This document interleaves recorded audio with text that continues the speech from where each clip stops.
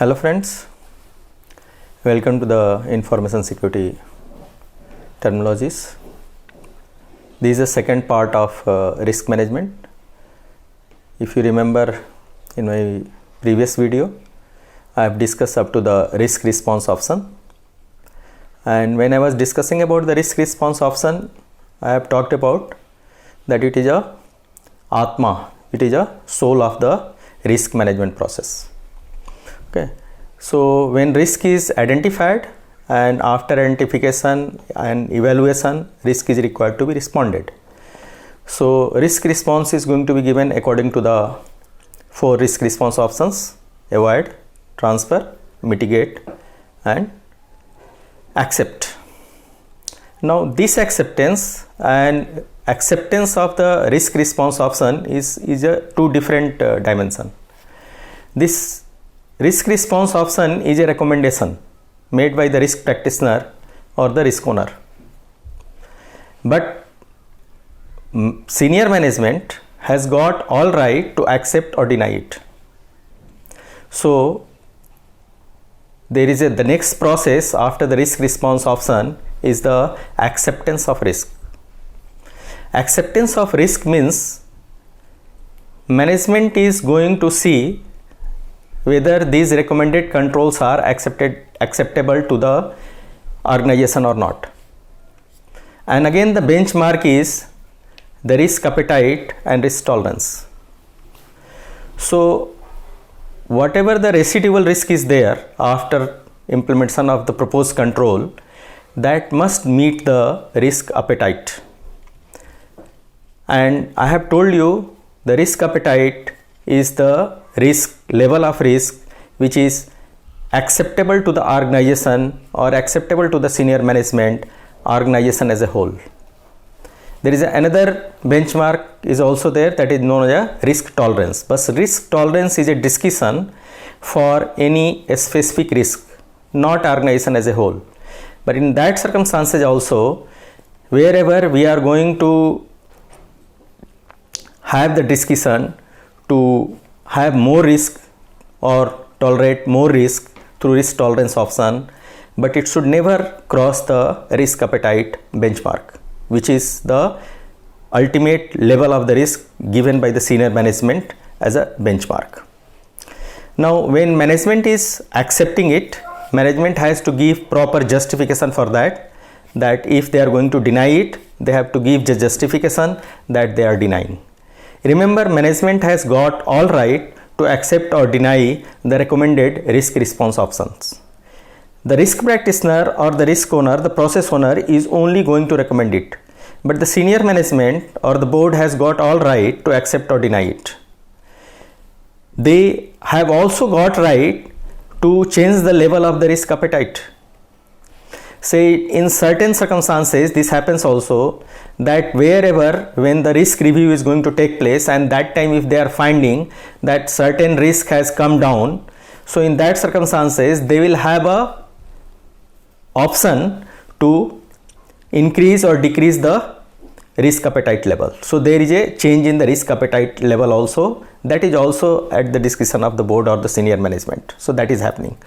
So management has got all right to accept or deny the recommended options. Okay, even though it is a regulatory requirement, management has got all right to accept or deny it, because they may do a trade-off for the penalty or for the impact which is going to take place when risk is going to materialize.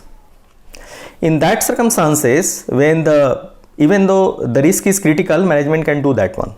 We cannot compel the senior management or the board to accept the risk, accept the recommended option. So in that circumstances, what is required by the risk practitioner or the risk owner is that they have to continuously monitor it, and wherever if there is any change in the level of the risk, they have to inform the management.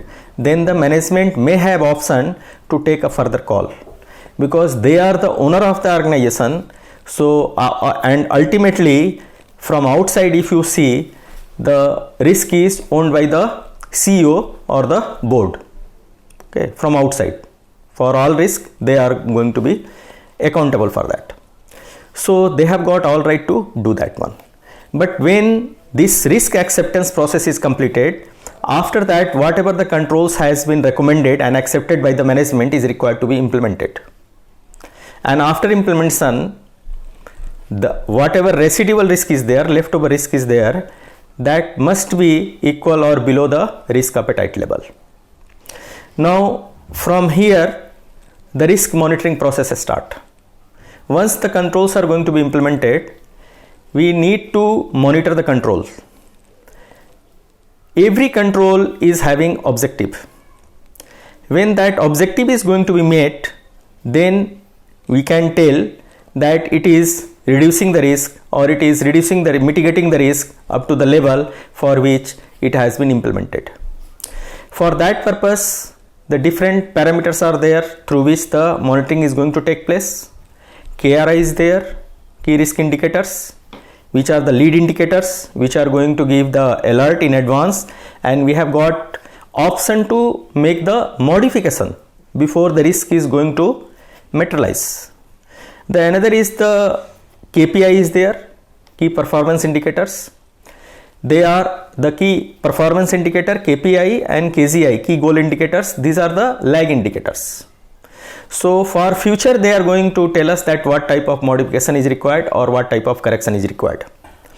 So these are the three parameters through which the monitoring is going to take place.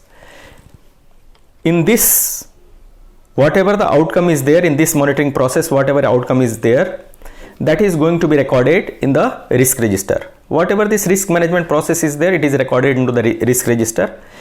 The outcome of this monitoring parameters also going to be recorded into the risk register.